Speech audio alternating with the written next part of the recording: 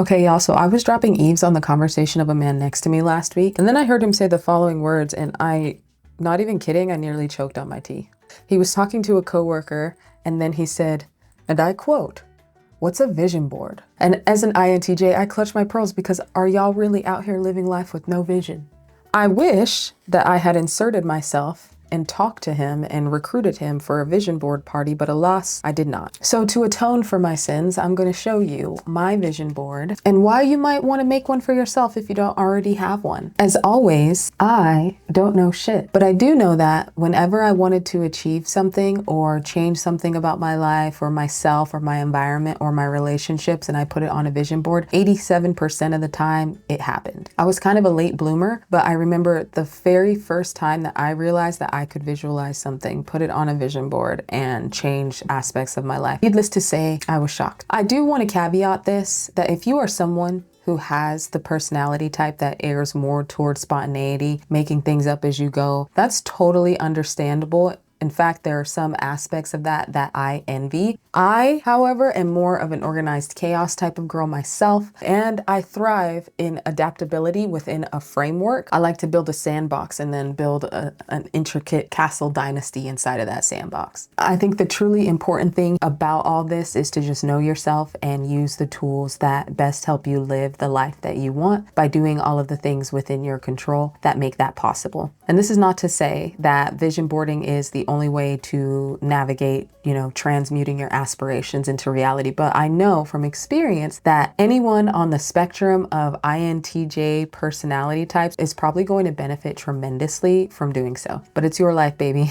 Show up in the way that best serves you. So with all that being said, if you're still here, in this video, we're going to explore why setting goals and aspirations still matters, even when the world feels like it's ending, how tragic optimism fuels this practice, and why your small actions can have profound meaning. At the end, I'll share my own goals and vision board for the year, and I'm going to invite you to join me on this year's journey of collective hope and resilience. So hello, beautiful people. My name is Deja. This is going to be a little bit different from my usual content. Honestly, this video is going to be much less polished and it's going to be a little bit more scrappy and a lot more chaotic. And if you're not sure if it'll be relevant for you, I will be super clear because your precious time is valuable. This is for us. And by us, I mean the tragic optimists, those who see the world burning, but still plant seeds. Those who hold the weight of despair in one hand and the stubborn hope for something better in the other. And if that sounds like you, come be tragically optimistic with me. Part 1. What it means to be tragically optimistic. A refresher for you friends, tragic optimism is the belief that life's beauty and purpose emerge not in spite of suffering, but because of it. It's the refusal to let despair have the last word. If you want a deeper dive, check out my last video on tragic optimism, the Tragic Optimist's Guide to Surviving Capitalistic Nihilism. Say that 5 times fast. But check that out. I won't spend too much time here covering the depth of it, but even more simply, it's a life principle that says we can find meaning, growth, and hope even in the face of pain and suffering and uncertainty. 2. Why tragic optimists should still set goals as acts of defiance and hope. So some of the specific challenges that people face when they're setting goals during difficult times include the question of, what's the point and why should they even try? The world is heating up. The planet is dying. We're on the verge of war in every which direction we turn. However, there is significance in still making an effort. Throughout history, at any given point in time, someone somewhere has been writing or telling other people about how the world is ending and how we have reached the end of an era. This is not necessarily to say that the world just keeps going because, okay, we're not moving into toxic positivity, remember? But it's to say that would you prefer to reach a point where the world continues without having set any goals? Or would you rather the world keep going while you are focused on something meaningful? The time is gonna pass anyway. What if your unique individual contribution is what changes the direction of the world? Every single generation has felt the world slipping away. Wars, plagues, environmental collapse, and yet, amidst it all, humans have still created, still built, and still loved. You need events and things on your calendar that are pulling you into the future and requiring your commitment and your energy and requiring you to show up. One well-known, fascinating figure. I'm going to recommend some books from him for you guys, but I really, truly think that you should check him out. But his name is Noam Chomsky. Anybody who is kind of like conscious or awake is very well aware of Noam Chomsky. But many people know him as an activist, a political commentator, an author. But what less people know or do not realize is that he's also a linguist. He changed the rules of how we learn languages. And this is a person who was born the last 100 years. How long have we had language? He changed the rules for how we learn language. The work he did has continued to overlap, even with him becoming versed in the political and the activist sphere. So what I'm trying to say is, if you arrive to the point where you believe that nothing matters, again, if that's nihilism, you can never become the type of person who changes predefined rules or tries to inform or share the stories of the marginalized or educate the world. You can never become that person. You can never put yourself in a position to change anything. What are you doing in 2025? Things that are literally you're committed to, and this pulls you forward. It acts as a magnet to your electrical energy. Even more still, when I think about the countless amount of Black women who came before me, who experienced absolute hell in their day-to-day lives, think women like Fannie Lou Hamer, Septima Clark. When I think about those women who still chose to show up and find meaning and plant seeds, even when they knew that they likely wouldn't receive credit or see the full fruits of their labor or get to sit in the shade of those trees, it forces us to ask, or at least me anyway, I'm like tearing up. It forces me to ask, like, if they could show up, who am I to not even try? Big Sean has this line in a song called One Man Can Change the World. He's like giving credit to his grandma who was like doing all these things, becoming an RN and planting seeds when being Black, you had to extra try. And that's not to say that Black people don't have to try right now, but like for the most part, being Black in the 60s is very, very different than being Black in 2025. We got to call a spade a spade. We got to just like keep it buck the way that it is. Like so many of us would not even be able to like stand up the way that, I wouldn't even say our ancestors, because ancestors makes it seem like it was just like so long ago, but like the shit our grandparents went through would like fold us, you know? For me, to set a goal is to say, I believe in the possibility of tomorrow. For me, it's a quiet rebellion against denialism. For tragic optimists, the goal isn't just the destination, it's the journey. It's not even just the journey, it's the people. It's the intention and the growth that happens along the way. Part 3. Redefining success through a tragic optimist lens. This part is especially for people who struggle with like the traditional like definitions of success. And I say traditional, but I mean like highly subjective, highly Americanized viewpoints of success. Success isn't what we've been told. Money, cars, fame. It's 100% how you define it. How you define success. It's completely subjective. One person's goal or like ultimate truth is easily someone else's nightmare. The most important question in this scenario is, do you know who you are? And are you who you want to be? Success isn't about grand, I don't even want to say it's not about grand achievements or proving your worth or proving your worthiness. It's about living in alignment with what matters most to you. Are you living in alignment with what you believe makes you you? When you understand that success is subjective, it makes it really clear to realize that goals don't need to be about, securing 6-figure passive income streams or anything that pushes you deeper into hustle culture and burnout. Sometimes, as I mentioned in that tragic optimism video, simply trying is enough. A goal centered around being more intentional with responding to text messages, being more mindful, being more present, eating dinner with the TV off can be just as, if not more impactful than launching a product or running a marathon. There's a quiet power in small actions, and those small actions have compound effects. A simple act like drinking more water or reading more books or committing to getting 20 minutes of fresh air or not taking your phone to bed with you can ripple outward, reshaping your relationships, reshaping your mind, compound. In those particular situations, I found that clearing up the fog in your brain in these small areas can later open up your eyes to wanting to be involved in larger, more specific areas, collaborating more, volunteering more, shaping your thoughts, and doing something different from what you've been doing. That you have to hit certain gates. Certain gates before you can even dream that big. Before you even realize it, you might notice things about yourself and your motivations. Some things like, wow, I actually want my work to contribute to a specific area or focus. But it starts with the position of intention. Part 4, embracing challenges as a part of the journey. Feeding the what's the point mentality. I don't even say defeating, maybe working with. How do you partner with? Okay, we're gonna say partnering with the what's the point mentality. Yes, the world is fragile, but would you rather live in despair or act in hope? What if your small, hopeful act, whether it's starting a garden or writing a book or teaching someone a skill, is the thing that changes the world's trajectory, or just the trajectory of your world or the world of someone else close to you or a complete stranger? And I know it might seem insignificant, but history shows us that even the smallest efforts can spark something greater. When it comes to adapting, tragic optimism reminds us that failure isn't the enemy, okay?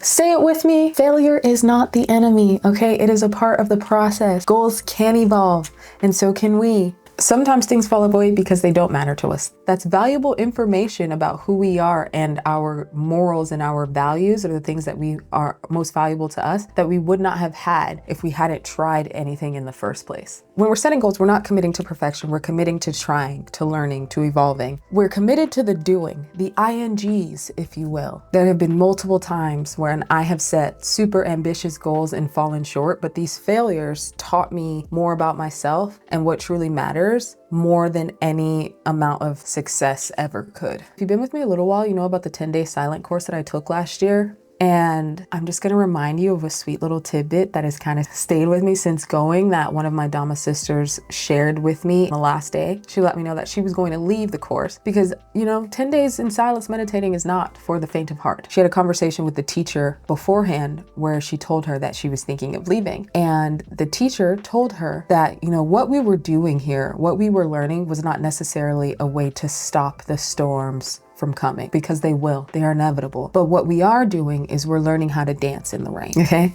We are learning how to dance in the rain. You have permission to fail and adapt, dear watcher. Dance in the rain. Part 5, extra tools for the tragic optimist to stay focused. So outside of the vision board, which is where we'll go next, I want to challenge you to play around with these 3 intentional growth tools that I personally swear by when it comes to staying the course, no matter how choppy the water. Number 1 is going to be repurposing self-talk. So we all have an internal monologue that's running constantly, often unconsciously. Well, some of us do. Recently heard that not everyone has an internal monologue. And so hopefully that means that they don't have the burden of engaging in abusive self-talk. Okay, I wish that for y'all.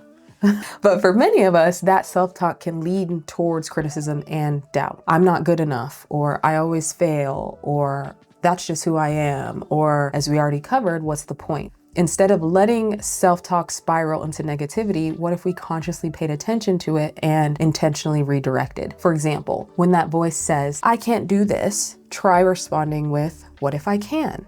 What's the one smallest step that I can take today? Turn your self-talk into a tool for accountability and focus. Instead of saying, oh, I'm too tired to work out, reframe it as, I'm tired, but I know that movement will give me energy. Or my personal favorite, I've never gone to the gym and regretted that once I finished. Over time, this practice builds a habit of resilience. And not only that, you start to be able to check yourself. There's some times where I'll catch my negative self-speak and I'm like, I wouldn't talk to anybody like that. Like, why are you talking to me like that? Like, why are you talking to yourself like that? And it's like, you know what? You're right. I wouldn't.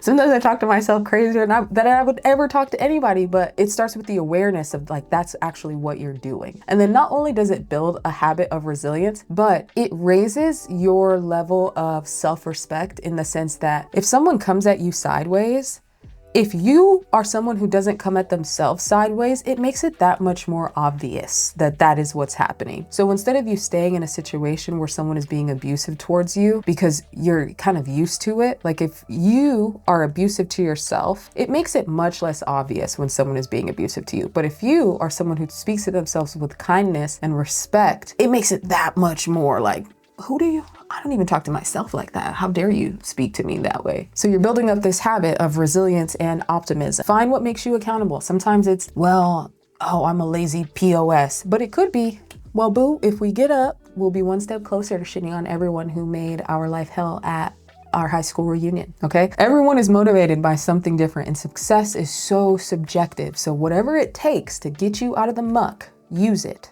okay? But by all means, pay attention to how you talk to yourself and get moving. As tragic optimists, we don't deny hardship. We acknowledge it, but we still choose to show up. Repurposing self-talk is a way of showing up for yourself. It's planting the seeds of self-belief and perseverance in the face of doubt. Tool number 2, repurposing procrastination, okay?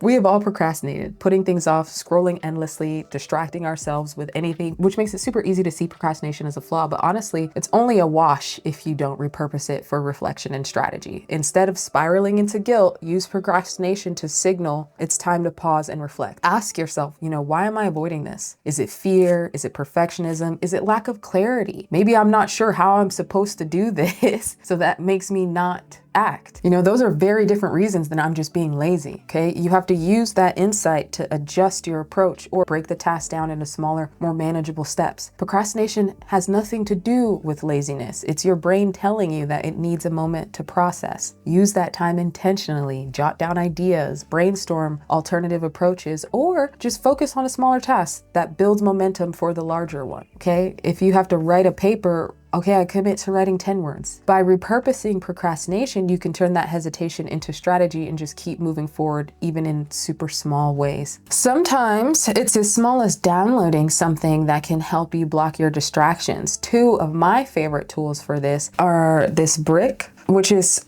just a little device that bricks your phone with a tap, or the Forest app, which plants a tree for you for the amount of time that you need to stay focused. And then if you leave out of the app, the tree dies. So don't kill your trees.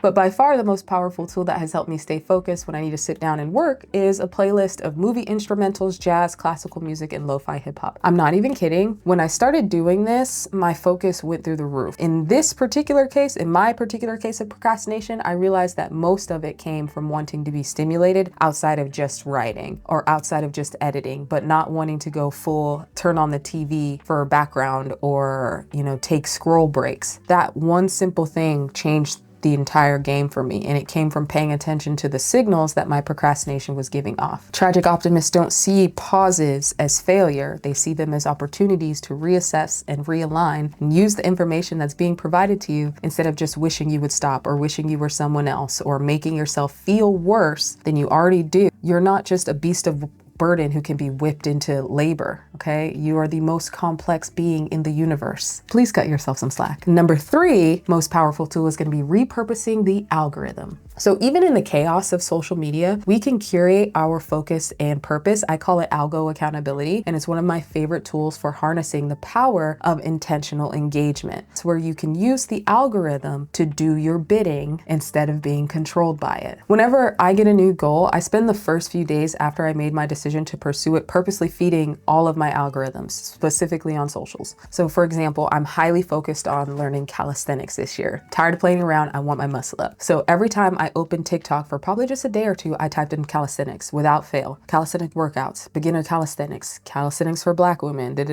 liking, saving, commenting, specifically on those videos. I don't have to do this for a long time, but doing so fine-tunes what I want to be exposed to. And now I can't get more than 2 or 3 scrolls without hitting a new form of calisthenics inspiration. I engage with the calisthenics videos when they appear, even if I don't particularly like the creator or I'm more drawn to other creators. I specifically intentionally like those videos so that, now every 3rd video whenever I open the app is about calisthenics. When you have the ability to see what you're focusing on, it becomes much easier to stick with it. What you aim at is what you see. This is the same thing that I teach in roller skating. If you're looking down, you're going to go down because where the head goes, the shoulder goes, the body will follow. It's essentially the exact same thing. Whether you're trying to improve your cooking skills, learn a new language, or even get better at mindfulness, where your head goes, your body will follow. And you can train your algorithm. Search for content that's aligned with your goals, engage with it intentionally, and watch as your social feeds become a reflection of your focus. If you do it right, it will turn the volume and the frequency up on what you're aligned with, even in the chaos of social media. That means that we can carve out intentional spaces that serve us. Tragic optimists don't give up on the tools available to them. They adapt and repurpose them to build the future that they believe in. You can be a slave to your algorithm, or it can be a tool for your growth and your accountability. but the choice is ultimately yours. Part 6, my goals as a tragic optimist. And finally, we have arrived.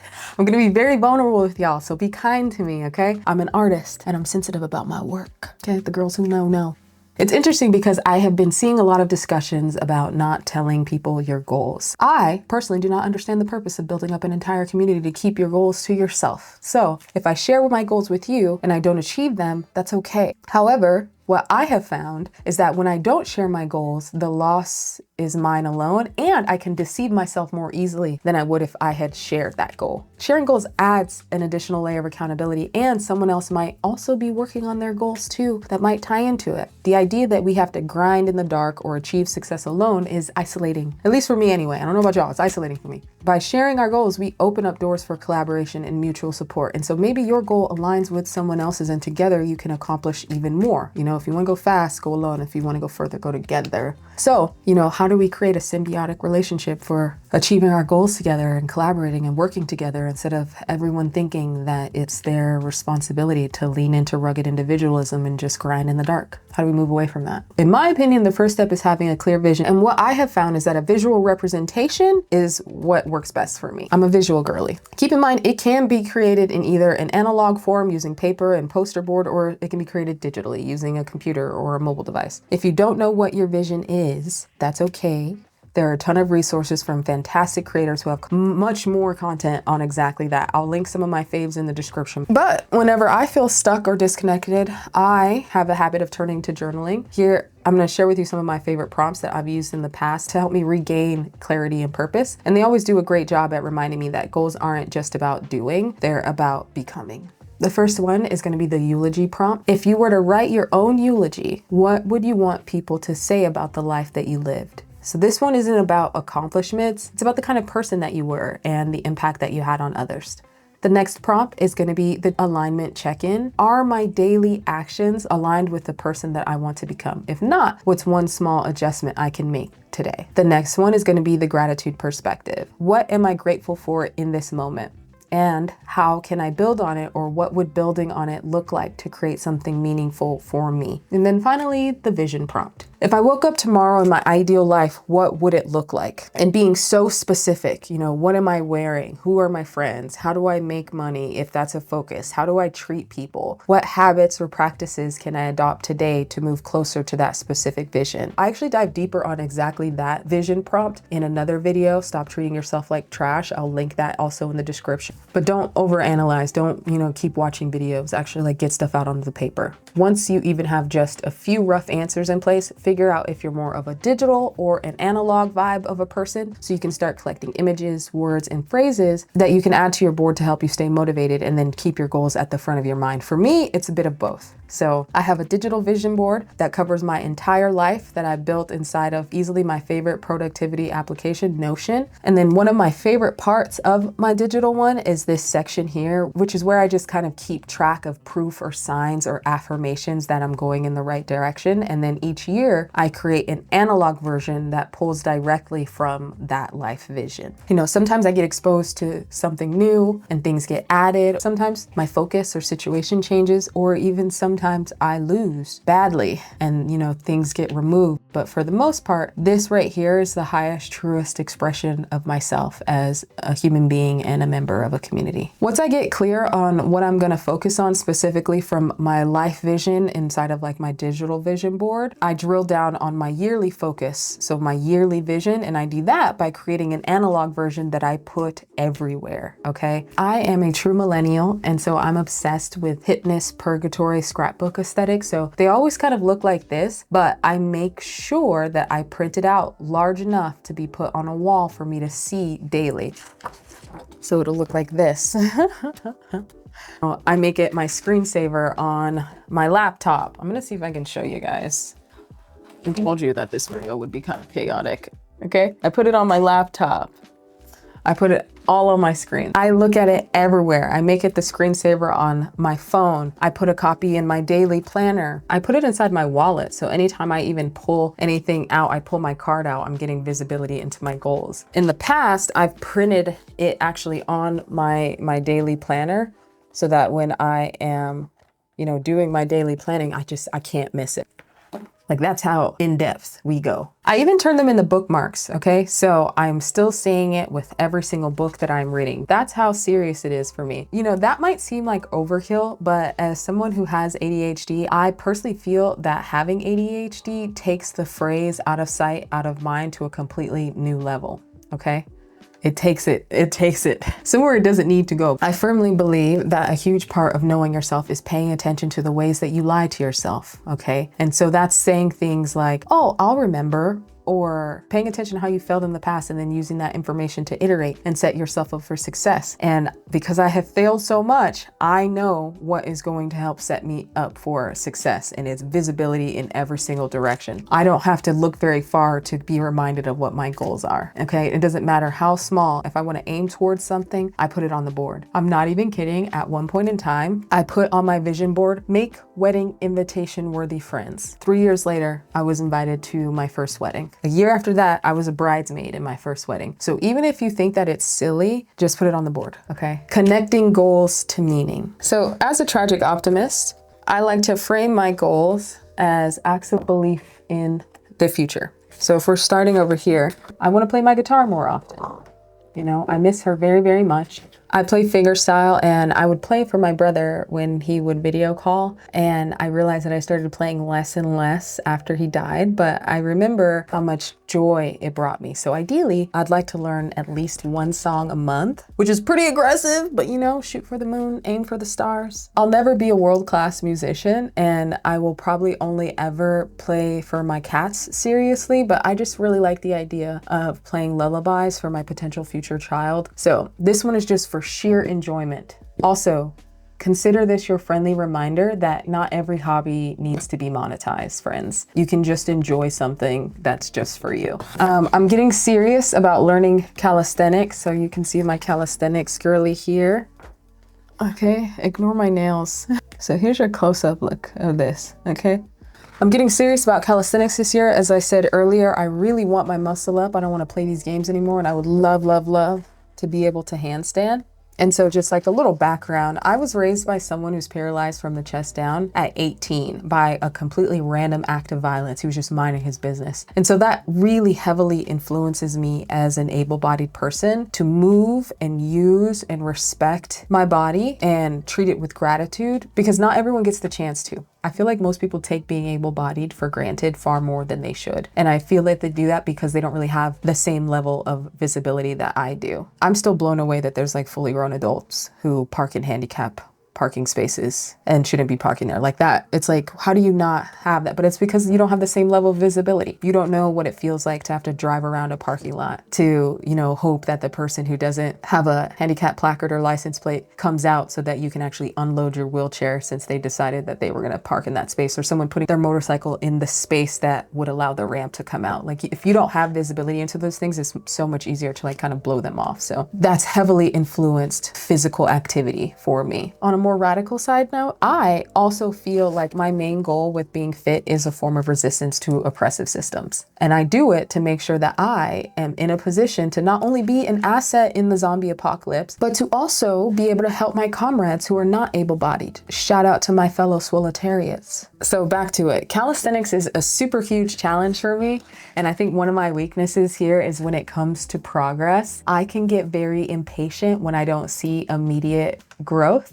And I think that's partially why I loved roller skating so much, is because you're immediately better every single time that you get on skates. Even if it's just a little bit, you can feel the difference. But with calisthenics, it's a lot of slow, controlled, fine drilling before you ever even unlock one move. Okay, so you don't even know that you're like making progress until you're like, you've done the move. So that's tough for me. Not from like an instant gratification standpoint, but I feel like I have to have like some visible form of improvement to like be better. Same thing with guitar. Like I'm immediately better the next time I pick up a guitar, and I can tell. But I'm trying to get over that because I'm absolutely committed to getting a muscle up this year. Another focus for me is to develop and strengthen my relationship with my partner by being present and pushing through together. And it's just a nice reminder, because I am a highly individual person. It's a nice reminder for me that when things get tough, that we're on the same team, and to be more trusting. I feel like the super independent girlies will know what I'm talking about here when you're like doing your own thing for so long and then you finally meet someone who's like, hey, you know, I've got this. You're like the little control freak in you was like, you know? So this is just a reminder to like, hey, same team, you know, same team. Be present, work through things together. I firmly believe that like working out with your partner is a like, well, it's very important to me. I don't think that you have to do, but it's very important to me. So like maintaining that with my partners is pretty important. Another thing that I'd like to do this year is I'd like to sell my house. I love it. I'm at the point in my life where it's not really worth it for me to live in the South during another Trump presidency. That's just the reality for me. So I'm keeping my mind open for places and possibilities. But seeing as how I would like to start considering the possibility of starting a family before the end of his term, putting my head down and ignoring the BS that I experienced during the last one it's not really an option for me this time around. And before anyone says, oh, are you gonna let politics dictate where you live? Yes.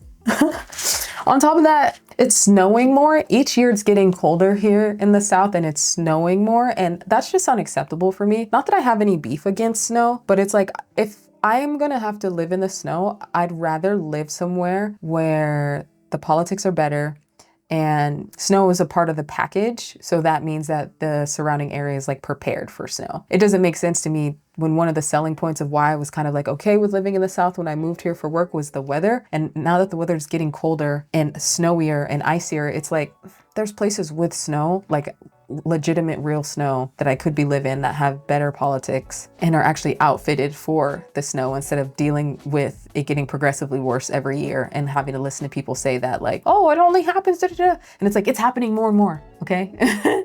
At some point, we gotta like prepare just a little bit better. But I digress, that was a tangent. All right, back to it.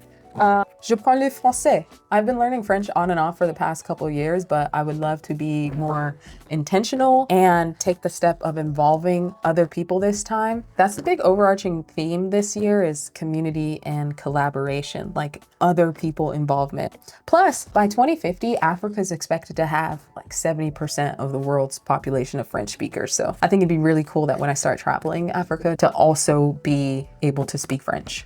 Speaking of, I do want to travel this year. So for the past few years since I lost my brother, I've kind of just been putting my head down and working, grieving almost exclusively. And it would be nice to kind of be intentional with coming up for air this year. So I have Portugal here. That's on my list of places to kind of check out. I've been to Paris, enjoyed, love that. The little airplane here is just more so just like a reminder to like come up for air, you know?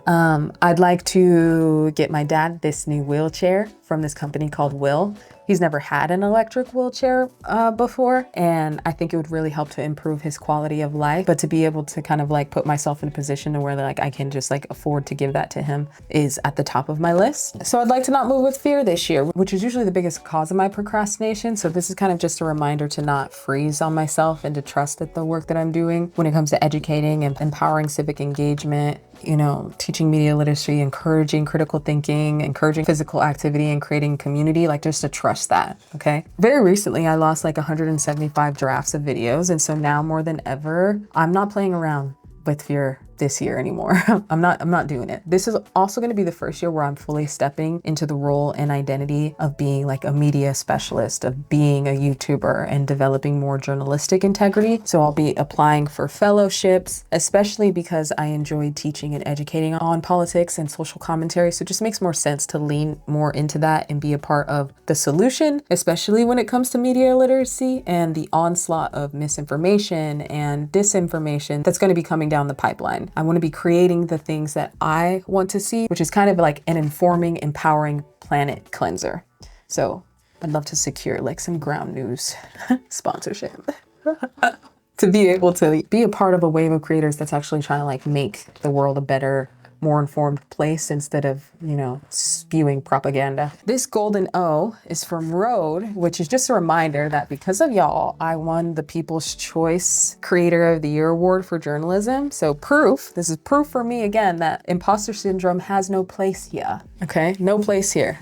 I feel that I have always kind of had, one foot in and one foot out, because society does a really good job at trying to beat into your minds that there's only one way to do life. And that's just not true. Okay. So leaning more into that identity is going to be more of the focus. So I'm not a stat person at all. And honestly, I think that's what keeps me sane online. I just create the content that I would want to see, and it helps me to remain surprised and grateful when y'all show up, instead of just like chasing numbers. If I hit it, hit it. If I don't, I don't. But I would love to grow on YouTube this year. The bigger focus is going to be creating consistently and taking care of myself so that can actually happen. I want to stop being afraid of being seen, stay out of the negativity and comment sections, and basically just lean in and focus on growing my community, sharing resources, sharing mutual aid. Like, that's the goal. Probably my biggest downfall to making that happen is delegation and developing a system that supports collaborating. So I know that I have the tendency to be a perfectionist and a little bit of a control freak, but I'm also highly aware that it's getting more and more difficult to do the things that I want to do. I not only need to get more comfortable with that, but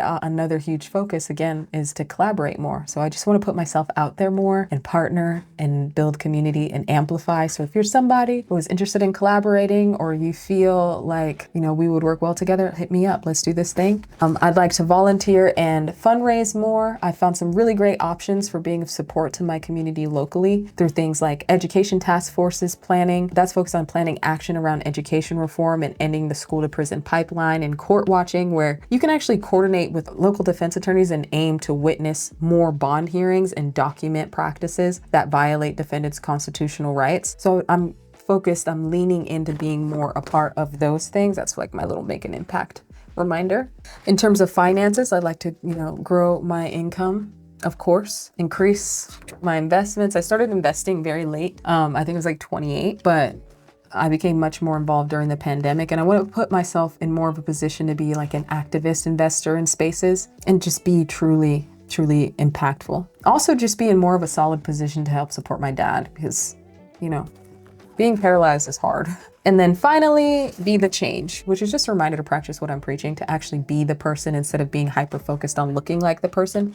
I feel like everybody knows someone like that who's like cares more about looking like the person instead of actually being the person. No, be with a capital B is what we're focusing on. But you can see that each goal is kind of a seed that I'm planting for a life that's aligned to my values. So even if the world doesn't change, I will, and I'll be in a better position to bring more people along the way.